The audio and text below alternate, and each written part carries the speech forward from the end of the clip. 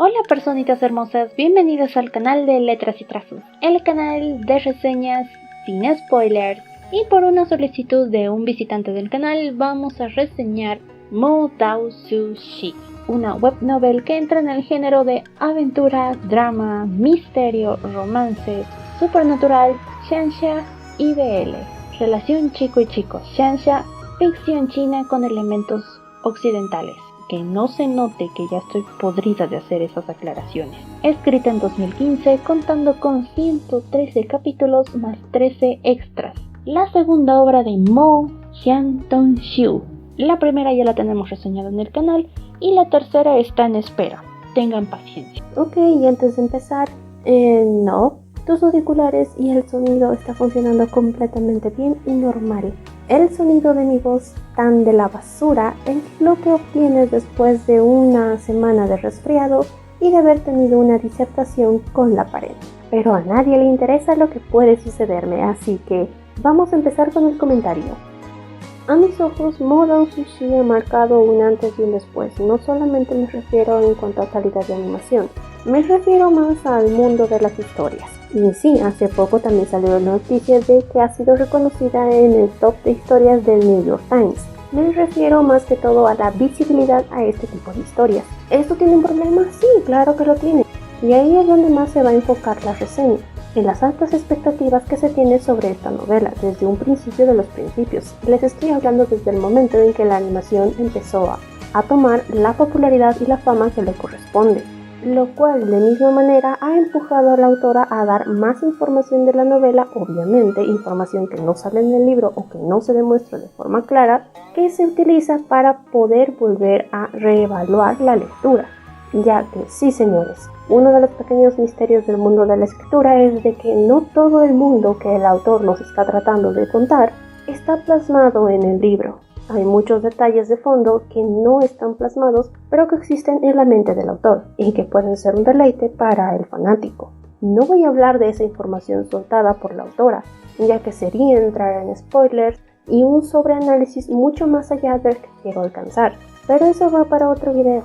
Número 2. Si eres una de las personas que no quiere escuchar otra opinión que no sea de la tuya, por favor salta a otro video. Tal vez haya alguna novela que te interese. Dicho esto, al fin podemos pasar a desmenuzar esta obra parte por parte. Empecemos con la trama y la narrativa. ¿Por qué empezar con algo tan jodidamente difícil? Es fácil. La trama es técnicamente lo que sostiene a toda la novela y tapa varios de sus deslices que tuvo. No me malentiendan, no es mala, es compleja de cierta forma. Como ya tenemos un poco más de familiaridad con la autora, podemos decir que la forma en la que escribe habitualmente y que se ve muy reflejada en esta novela es la narrativa corta, dinámica, perfecta para los combates, que, como ya sabemos todos, usarla constantemente puede causar que el lector esté todo el tiempo pendiente a qué va a suceder en el siguiente punto, y en una historia larga y prolongada puede resultar contraproducente. Y ahí es donde entra nuestra trama. Si les hago un esquema muy general de lo que consiste la novela de Mo Dao Su Shi, para darles un poco de contexto, sería la historia de una persona que era reconocida como el malo de los malos, que murió y que ahora ha renacido 13 años después de su propia muerte, y que aún así tiene que enfrentarse a los monstruos de su pasado mientras trata de formarse un presente. Todo esto envuelto en un mundo de fantasía ambientada en la China antigua, con uno que otro detalle de la fantasía occidental. Lo que les acabo de decir no les dijo absolutamente nada, y lo entiendo, pero si añado más detalles serían spoilers. ¿Y por qué esto se vuelve tan complejo pero no se vuelve malo? Es porque toda la historia es un popurrí de historias. Déjenme que me explico. Sí, hay una trama central, una fina y delgada trama central, que es lo que les dije hace rato, con unos cuantos peros más y peros menos. Pero existe esa pequeña trama central. Ahora hablemos del escenario en el que está la trama, no el mundo, el escenario en el cual se está desarrollando. Y son otras pequeñas mini historias que tienen cierta relación con la trama central. Y ahí es donde empieza lo chungo, porque esta relación puede relacionarse con la vida pasada del personaje principal o con la vida presente de este mismo, las consecuencias del pasado o las consecuencias del aquí y ahora. Si estiramos la definición de antología, es decir, una recopilación de obras por algún motivo en particular de alguien o de algo de específico de un mismo autor, en algunos casos, en otros pueden ser de otros autores, pero no entremos más a eso. Así que sí, podemos decir que a grandes rasgos, Modo Sushi es una antología. Está constituida por relatos que sí funcionan por sí solos, que tienen una ligera conexión entre ellos y que manejan a un grupo de personajes constantemente en cada historia. También esas pequeñas historias separadas poseen sus propios personajes y sus propios escenarios, lo que hace aún más difícil tratar de reseñar esto, porque cada historia posee un inicio, un desarrollo, un nudo y un desenlace, y en algunos hasta presentan pequeños clímax. Ahora sumen todo este gran conjunto de historias con una narración que se especializa en hacerlo rápido y dinámico. El lector que ha logrado engancharse desde un principio no podrá soltar la historia hasta el último capítulo. Y eso es un gran ok, señor, ya que la atención del lector es lo último que quiere perder el autor. Creo que acabo de hacer una rima y me gusta. Ahora, como les dije, no podemos analizar cada pequeña historia que conforma la novela de Modo Sushi porque sería dar spoilers. Pero les puedo asegurar que cada pequeña historia tiene a su modo un inicio, un desarrollo, un desenlace y hasta un pequeño clímax en algunos casos. Sí están bien pensadas, sí están bien desarrolladas y con la narración apresurada va perfecto. ¿Dónde estaría el problema? El problema estaría directamente en qué es lo que está buscando el lector. Y volvemos al problema de las expectativas, ya que para bien o para mal, Modo Sushi se ha vendido como una historia de un romance apasionado, o al menos así se presentan en varios foros que he llegado a leer. Y no, esta es una historia que no le da peso al desarrollo de un romance entre los personajes principales, le da más peso a su trama, no solamente a la trama principal, sino a las tramas que pueden funcionar por separado. Y esto tiene un problema, por supuesto que tiene un problema. Como están tan bien hechas las historias por separado, que al tratar de unirlos y tratar de ver qué está buscando el lector, hace que la respuesta sea indefinida. Esto suena muy matemático de mi parte, pero déjenme explico. Dándole tanta independencia a las historias cortas que conforman la novela, hace fácilmente que el lector olvide cuál es el punto central de todo lo que está sucediendo. El problema está en que nuestra atención no va a ir al desarrollo de los personajes, sino va a ir a las cosas que ya tiene definida el personaje como base, como ficha técnica del mismo. Con esto dicho, creo que podemos pasar al siguiente punto, los personajes. Nuevamente aquí hacemos una apreciación de la narrativa tan apresurada, con las historias cortas y los personajes que pertenecen a cada historia. Todo esto sí está cargado de infodumpings, pero no son infodumpings de lo que nos rodea, sino de los personajes. Técnicamente todo el tiempo la autora aprovecha la creación de las fichas de personajes para meternos en la historia, decirnos el por qué, el qué y el quién. Así que cada personaje sí puede pecar de plano porque nos dicen directamente cómo son y en qué esquema están hechos, que facilita la comprensión del lector. ¿Aquí existiría un problema? Sí y no. Y no porque podrían ser simplemente personajes planos que no pueden sorprendernos porque ya tenemos la predisposición de saber cómo demonios va a terminar. Y sí, porque a la autora le gusta hacerse las cosas difíciles. Y aquí viene parte de mi teoría. Toda la historia hasta el momento, la trama, los personajes y la forma en la que está narrada es a favor de que el lector se quede enganchado con la obra y que lo entendamos fácilmente.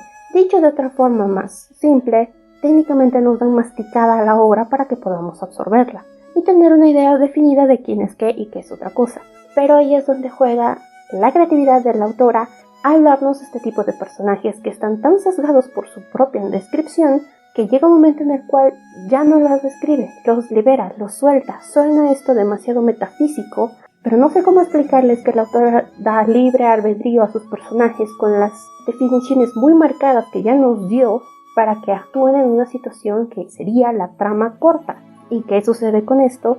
Puede generar en el lector las hermosas y llamadas teorías. Y en una reseña creará los puntos de subjetividad los cuales no se pueden tocar. Pues sí, uno de los puntos fuertes que tiene esta novela son la ficha de personajes, cómo están creados, estructurados y pensados para cada historia corta, pero de ahí a su desarrollo a lo largo de la obra es muy subjetivo. A algunos les agradó, a otros no, y se entiende completamente. Pero quiero que entiendan que todo este caos que se creó fue en base a las ideas firmes y quietas que nos metió la autora en un principio de la novela. Imaginen al personaje que siempre nos han puesto de bueno haciendo cosas malas. Imaginen al personaje malvado actuando como alguien bueno. Es ahí donde la novela llega a su punto más alto. Los personajes aparentemente tridimensionales. No me lances los tomates todavía, déjenme que me explique. Acompañada con la trama y la forma en la que está narrada, y ya no me refiero a lo rápido y dinámico, sino al uso de los flashbacks, es decir, utilizan espacios donde cuentan eventos del pasado y del presente al mismo tiempo en algunos casos, sumado al protagonismo que se puede producir en esos pequeños flashbacks, no siempre a los personajes protagónicos, sino dándole la voz a un personaje secundario, hace que nosotros tengamos una nueva visión de los personajes que ya nos contaron cómo eran, actuando de una forma un poco más allá del molde e incluso hasta cierto punto impredecible, lo cual aparenta tener mucha profundidad. Pero lamentablemente debo de decirles que a mis ojos no son personajes profundos, pero que están muy bien manejados para que lo parezcan, y así nosotros podamos sentir mucha más pena, dolor, empatía, felicidad o tristeza por estos. Porque les vuelvo a recordar, todo esto siempre está compactado en pequeñas historias cortas, pequeñas bombas de emociones. Así que sí, podemos decir que la autora en esta ocasión fue directamente a golpear a las emociones del lector, una tras una, con sus historias cortas y sus fichas de personajes. Dicho esto, creo que podemos pasar al último punto y al cual no hay mucho más que hablar: el mundo. No me malentiendan, no está mal formulado, pero, y me van a matar por lo que voy a decir, no es nada nuevo. Es el ABC de todos los mundos de cultivación, fantasía que está ambientado en la antigua China.